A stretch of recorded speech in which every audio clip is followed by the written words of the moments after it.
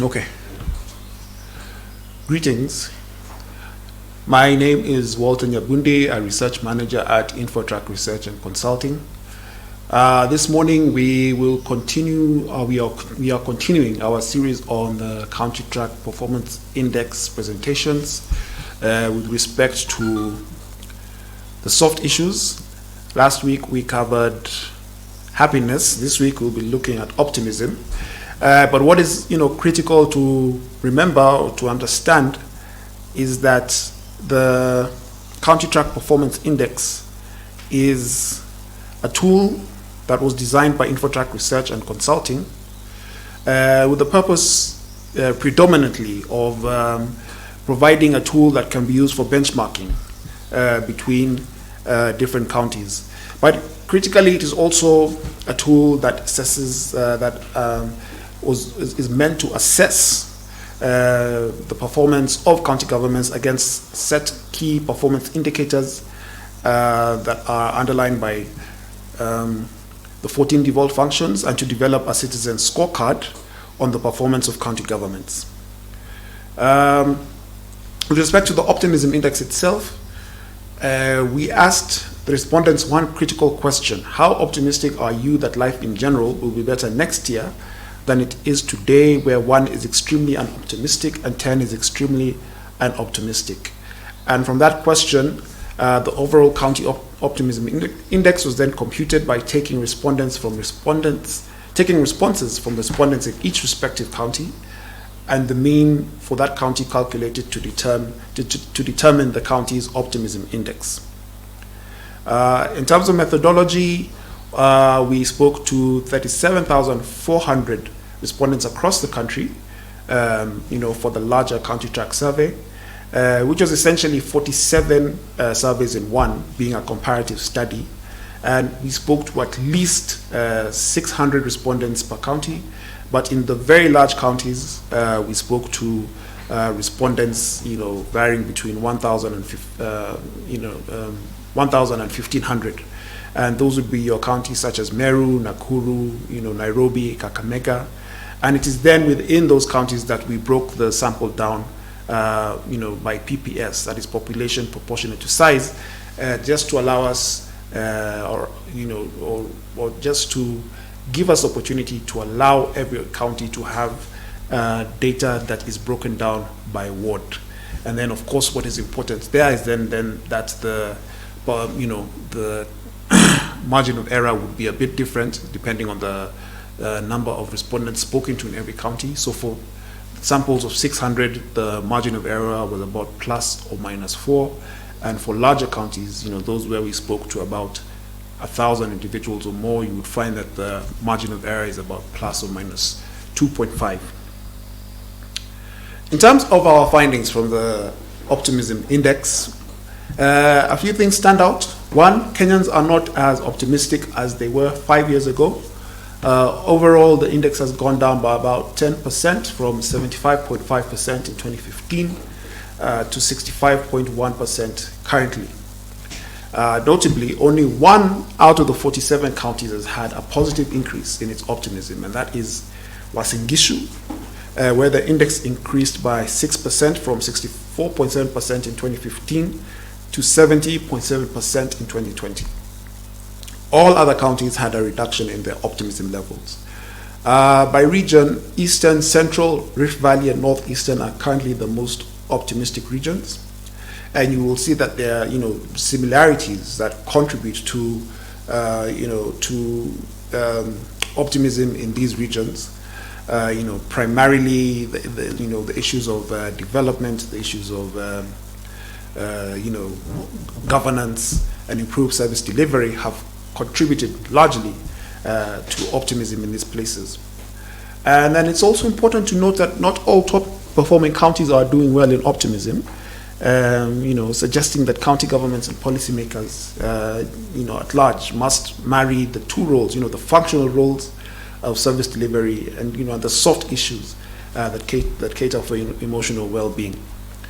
And then, evidently, our cities are not places of hope.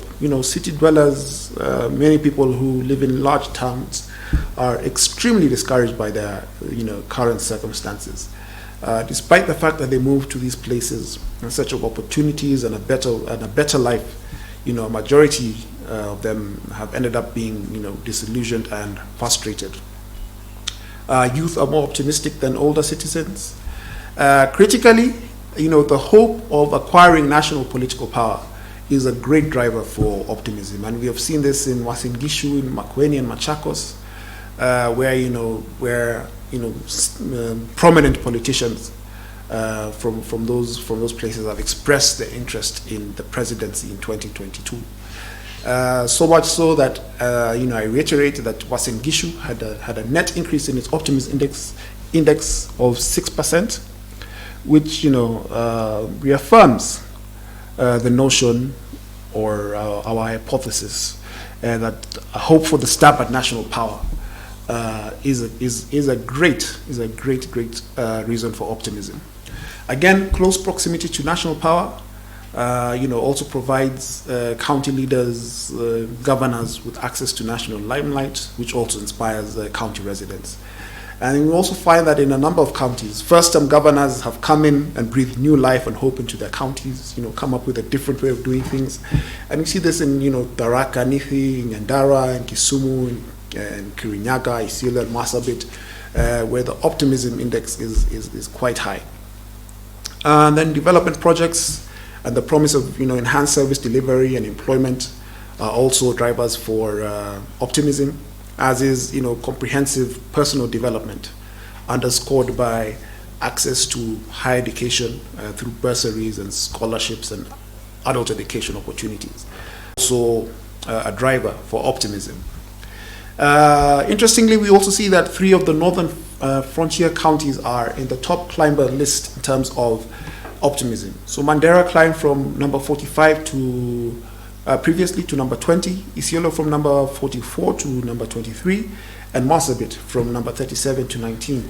And this we can directly attribute to significant visible improvements in development in these areas, which we can again attribute to the continuing positive impact of devolution. And then just to sum up those highlights again, the winners and losers in our optimism index between vis-a-vis 2020 and 2015, we see that the biggest winner is Uasin Gishu with a net gain of 6% in its optimism index.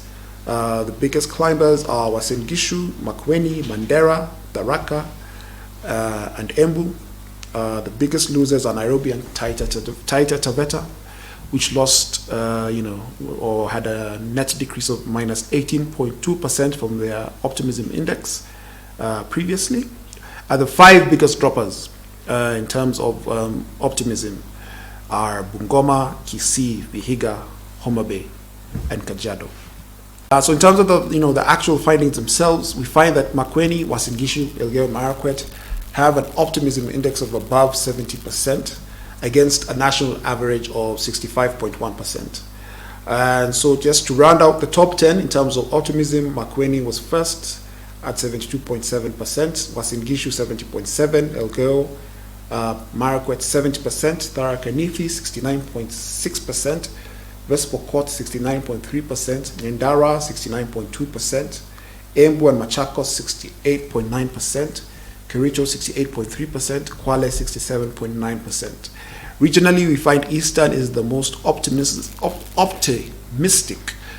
region at 68%, Central 67.2%, Rift Valley 67.2% as well, Northeastern 64.8%, Western 63.6%, Nyanza 61.7%, Coast 60.6%, and Nairobi at 57.4%. Against the national mean of 65.1%. The top 10 optimistic counties, I'd already mentioned them. I will just mention the top 10 most unoptimistic counties. From the bottom, we have Taita Taveta, 57.2%, Nairobi, 57.4%, Mombasa, 57.7%, Homa Bay, 59.7%, Siaya, 60.1%, Lamu 60.2%, Tana River 60.2%, Kilifi 60.5%, Nyamira 60.6%, Migori 60.7%. And then in terms of, that's, discerning a link between the most optimistic counties and the most and the happiest counties, as we went through last week, we do find that there's certainly a link between happiness and optimism. And say for Bomet and Marsabit and Mandera, which were amongst the 10 top happiest counties, we find that for the rest, we find that they are indeed the most optimistic counties. And replacing the aforementioned counties, that is Bomet, Marsabit, Mandera, are Tharaka, Nyandarua, and Embu, who round out the list of the top 10 most optimistic counties. But again, the point must be made that there is a clear link between happiness and optimism, and the counties that are the happiest also tend to be the most optimistic. And the same goes for unhappy counties and the most unoptimistic counties. We find that Taita Taveta, on its part, is at once the most unhappiest county and the most unoptimistic county. And then you have counties like Nairobi, Mombasa, Siaya, Kilifi, Homa Bay, that feature in both lists, in terms of being the most unhappiest and being the most unoptimistic county. So if it is true that there is a link between counties that are happy and counties that are optimistic, then the same can be said of counties that are unhappy and those that are unoptimistic. In terms of how it breaks down by gender and age, we see that for gender there's not much difference in terms of the optimism between male and female. But for youth, certainly we do see that the youth tend to be, and this would be people aged 18 to 24, we do see that they are over and above more optimistic than other age cohorts. But what is instructive to note that is that across the different age groups, there is a high optimism index of 60% across the board.